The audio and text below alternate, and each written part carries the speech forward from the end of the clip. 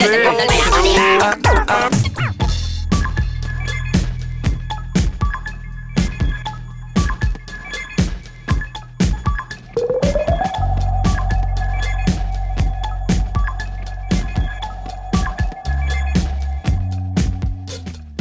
28. februārim šeit, Latvijas Mākslas akadēmijā, izstādīti vairāk nekā 60 studentu darbi. Īpaši uzmanību darbos pievēršot formas, apjomu un telpas izpētēji, kā arī portreta, figūras un akta studijām. Bet šovakar es jūs tuvāk iepazīstināšu ar 2. kursa studentu Kristudu Dzilo un viņas darbiem, kuri arī apskatām šajā izstādē. Man prieks atnākt šodien ciemos pie tevis uz Mākslas akadēmiju. Kādas noskaņojums pēc karnevāla? Noguris, visi ir noguruši, un ir hauss, bet nu. Bet dzīve turpinās un jums ir jauna izstāde. Varbūt var pastāstīt kopumā mazliet nedaudz. Tā ir zīmēšanas katedras izstāde, kur pārstāvēti ir dažādu modeļu darbi. Vienkārši studentu 10 gadu tā kā retrospekcija un nedaudz arī no vecākiem laikiem. Bet galvenā ideja un tā tēma ir akts. Jā. Tas ir galvenais, jā, kas arī ir akadēmijā zīmēšanā. Cik viegli tad vai grūti ir vispār zīmēt, gleznot aktu? Man liekas, ir tik viegli, cik tev ir interesanti. Tā kā, ja tev tas interesē, tad ir patīkami. Ja tas neinteresē, tad varbūt viņš grūtāk ir. Varbūt tieši kāda tev bija doma un ideja? Meiteni ar tikai 3 sejām vai? Tas bija tas, kas man pirmais ienāca prātā apskatoties. Jā, varbūt es bišķiņi ietekmējos no Junga par to, ka mūsdienu cilvēks ir šizofrēniķis. Bet ne tik ļoti vairāk man interesē kustība.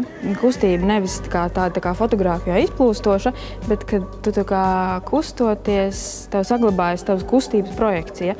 Un ja tās kustības projekcijas tā kā būtu ases, tad tā kā statisks kadrs, kurā ir attēlot kustība. Vai tu saviem darbiem izvēlējies kāds konkrēts modeļus, kur tev pozē, vai tā esi tu savos darbos? Nē, tie ir konkrēti modeļi. Tās ir manas draudzenes. Es varētu teikt, esmu viņu apsēst ar sievietēm, un viņas liekas skaistas.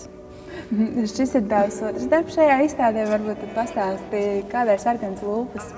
Jā. Nezinu, vienkārši grafiski likās, ka vajag. Likās, ka būs tāds labs akcents. Tev šodien arī sarkana lūpa? Jā. Man arī. Šī ir man vismīļākā tehnika. Tas ir vienkārši lodīšu pildspalva. Tur, ko raksta matemātikas kontroldarbs.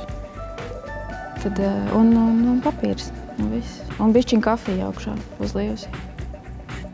Šis darbs tapis 1. kursā. Vai nav tā, ka tev liekas jau veselu mūžību jau šeit mācies? Ka tas laiks īstenībā diezgan ātri skrien, iet uz priekšu. Jā, viņš ļoti, ļoti ātri skrien. Tas ir traki, jā. Tāpēc liekas, ka viņš ir vecs. Ar kādām emocijām skaties uz šo darbu? Nezinu, grūti vispār par savu darbu tā teikt. Es nezinu, ar emocijām drīzāk kaut kādu kritiku.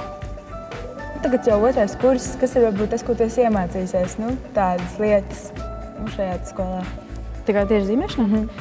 Jā, telpiskāk, brīvāk, nebaidīties, kļūdīties.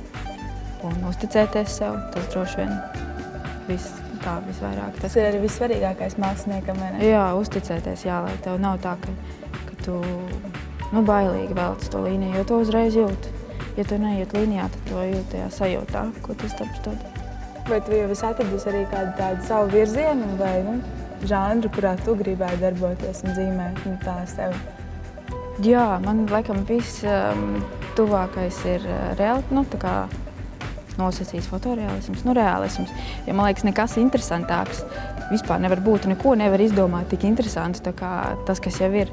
Un tādu pilnīgu reālismu es neuzskatu, ka tas būtu vienkārši tā kā fotogrāfija, jo tāpēc, kad es to radu caur sevi sekojoši, tā nav fotogrāfija.